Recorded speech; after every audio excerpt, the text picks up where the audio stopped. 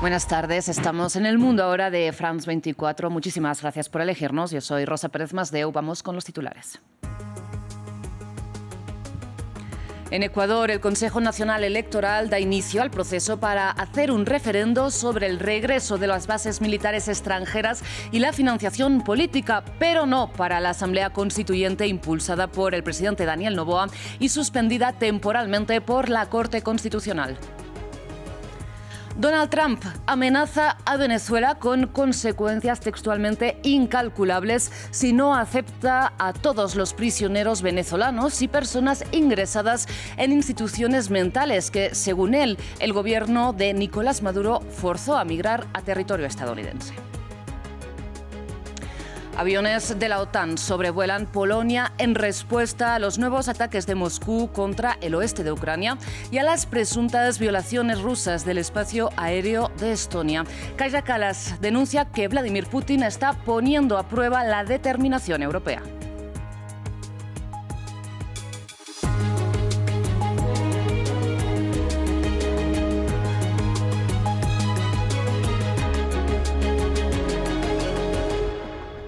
Empezamos las noticias en Ecuador, donde el Consejo Nacional Electoral dio ya inicio al proceso para celebrar una consulta popular que pregunte a los ciudadanos, por un lado, si están de acuerdo con que vuelvan las bases militares extranjeras al país y, por otro lado, sobre si el Estado debe estar obligado a financiar organizaciones políticas. Sin embargo, el CNE no se pronunció sobre el proceso para la Asamblea Constituyente que quiere impulsar el presidente Daniel Noboa en una iniciativa que ya ha sido suspendida, al menos temporalmente, por la Corte Constitucional ecuatoriana. Nos amplía Carolina Mela desde Guayaquil.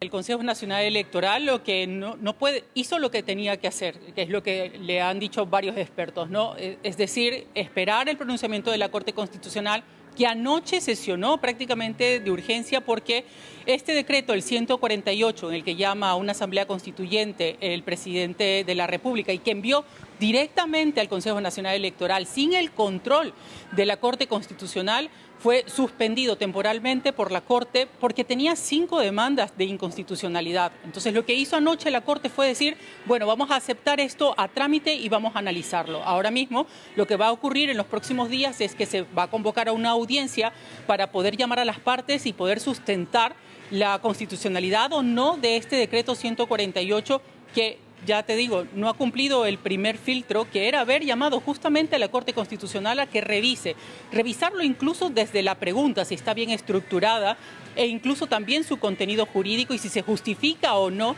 que se pueda crear nuevamente una asamblea constituyente para reescribir una nueva constitución. Ese es un poco el panorama que está hasta este momento. El Consejo Nacional Electoral lo que hizo fue, vamos a esperar hasta que la Corte Constitucional nos diga si realmente podemos dar paso o no a incluir también esta pregunta, porque habría que preguntarle todavía a la gente sobre la consulta. Sería esa una consulta popular para preguntar a la gente de que si quiere o no que se vaya a una asamblea constituyente para tener una nueva constitución. De Ecuador pasamos a Estados Unidos porque en un nuevo mensaje en su red Truth Social, el presidente Donald Trump amenazó a Venezuela con consecuencias textualmente incalculables si no acepta la deportación de prisioneros y pacientes ingresados en instituciones de salud mental. Y si bien el mandatario republicano no detalló a qué personas se refiere exactamente, ni a cuántas, ni cuáles serían esas consecuencias, la amenaza se inscribe en el despliegue, como saben, de la Marina estadounidense frente a aguas venezolanas. Queremos que Venezuela acepte de inmediato a todos los presos y personas de instituciones mentales, incluidos los peores manicomios del mundo, que la dirigencia venezolana ha obligado a ingresar a Estados Unidos. Miles de personas han resultado gravemente heridas e incluso asesinadas por estos monstruos. Sáquenlos de nuestro país ahora mismo o el precio que pagarán será incalculable.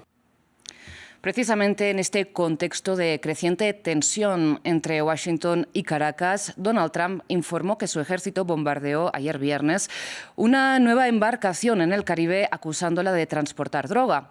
Y este sábado el ejército venezolano empezó los entrenamientos de la población civil para prepararla para una eventual invasión de Estados Unidos. Nos amplía nuestra corresponsal Daniela Zambrano. Me encuentro en Petare, uno de los barrios más populares y más grandes del país, ubicado en el este de Caracas y uno de los puntos donde han sido convocados los ciudadanos a participar en estos operativos convocados por Nicolás Maduro para que los ciudadanos aprendan de la manipulación de armas de manos del ejército. Más temprano partió una caravana desde Fuerte Tiuna, ubicado en Los Próceres, hasta el este de la capital, comandada por el ministro de Defensa y por el Comando Estratégico Operacional. ¿Qué hacen los ciudadanos en estos toldos que ven a mis espaldas? Pues son militares que les enseñan a manipular, por ejemplo, en este caso, un fusil AK-103. No tienen municiones, no tienen balas, simplemente se les enseña cómo es el armamento, otro tipo de armamento también, y a manipularlo y otras tácticas para, aseguran, defender el territorio en caso de una agresión. Recordemos que desde Estados Unidos se desplegó un operativo militar en el Mar Caribe, asegurando que es para combatir el narcotráfico en la región, pero desde Venezuela se insiste que es una excusa para forzar un cambio de gobierno. En los alrededores hay aún más personas, pero en sus actividades regulares, comprando útiles, haciendo mercado, y es como si estuvieran ajenos a esta actividad que no solo se desarrolla en Caracas, sino también en el interior del país, sobre todo en las zonas costeras y fronterizas. En otras noticias, China y Estados Unidos avanzan en el acuerdo para que TikTok pueda operar en territorio estadounidense. Donald Trump reveló este viernes que tras hablar por teléfono con su homólogo chino, Xi Jinping, ambos países están logrando encarrilar un pacto. Sin ofrecer, sin embargo, qué empresas entrarían a comprar la plataforma china, este sábado la Casa Blanca ha informado que 6 de los 7 asientos directivos de la compañía estarían reservados a estadounidenses. Pasamos a Medio Oriente. El ejército israelí avanza en la invasión de Ciudad de Gaza con incesantes bombardeos que abren paso a las tropas por tierra. Como consecuencia, al menos 1 millón de personas están hacinadas en el sur después de ser desplazadas forzosamente desde otros puntos del enclave palestino, según informan las autoridades gazatíes.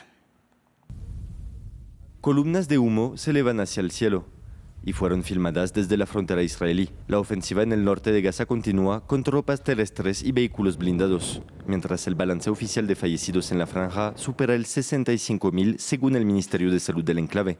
Israel también reiteró su llamamiento a los civiles para que abandonen la zona. El ejército seguirá actuando con una fuerza sin precedentes contra Hamas y otras organizaciones terroristas. Aprovechen esta oportunidad y únanse a los cientos de miles de residentes de la ciudad que se trasladaron al sur a la zona humanitaria.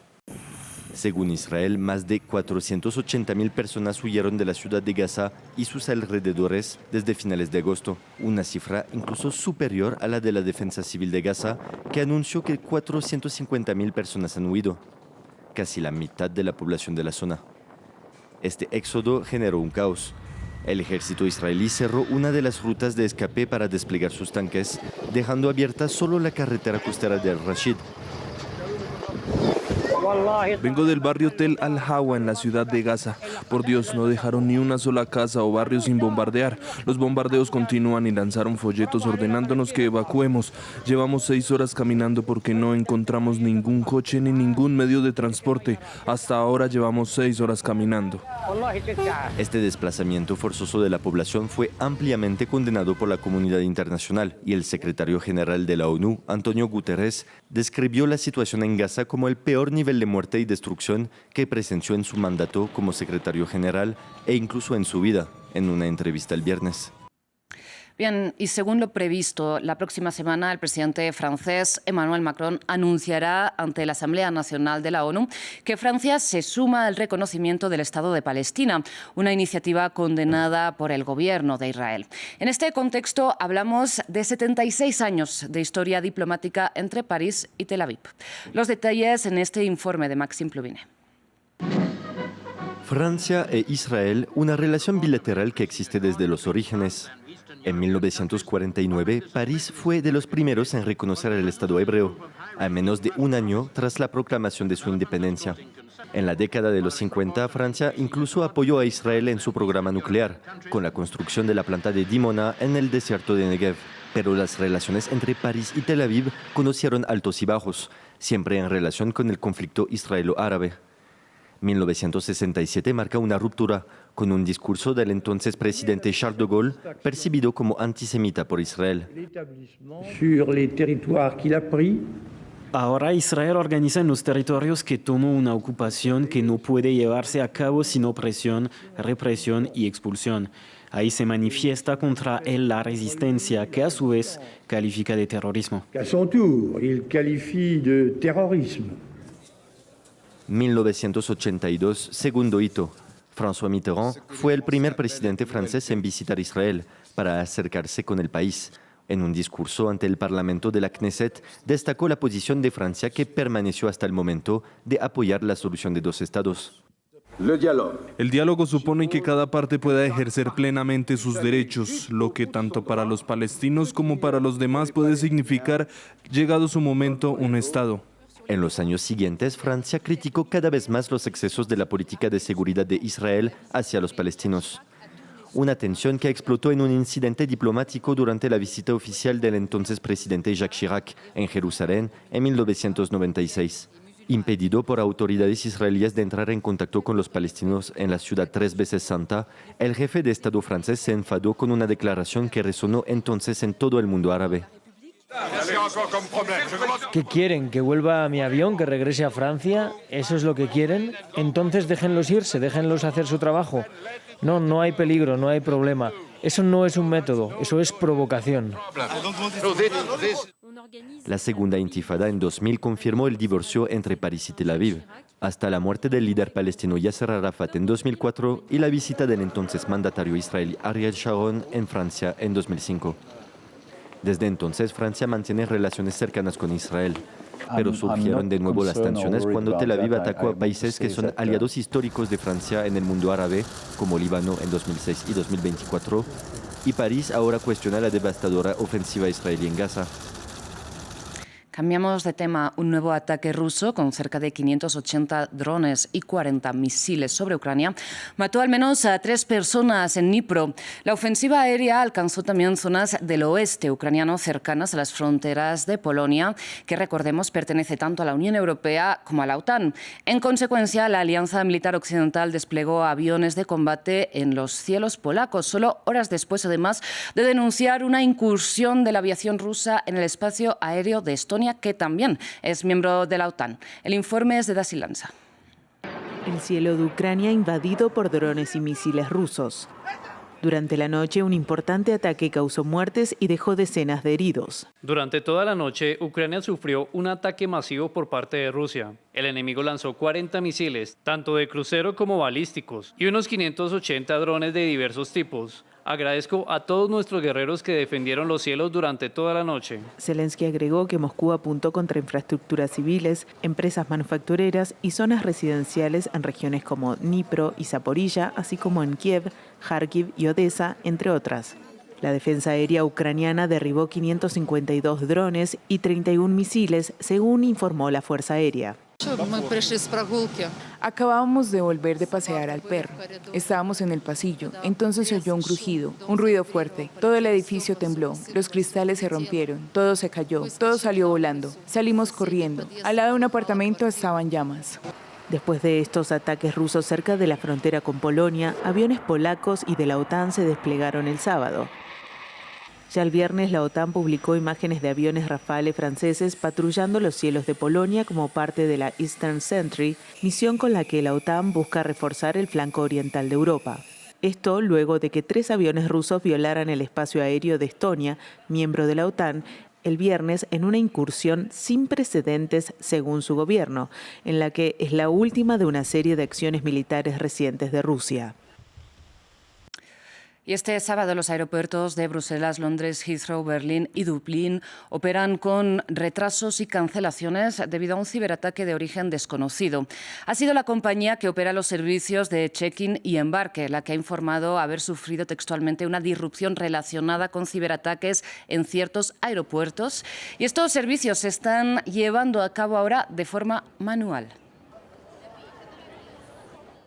Bien, y cerramos hablando de la edición 190 del Oktoberfest, que ya ha abierto sus puertas.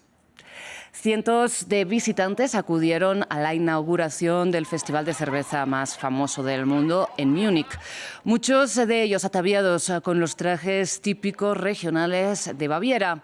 En Alemania entonces ya fue roto con la tradicional Maza el primer barril de cerveza que da inicio al festival.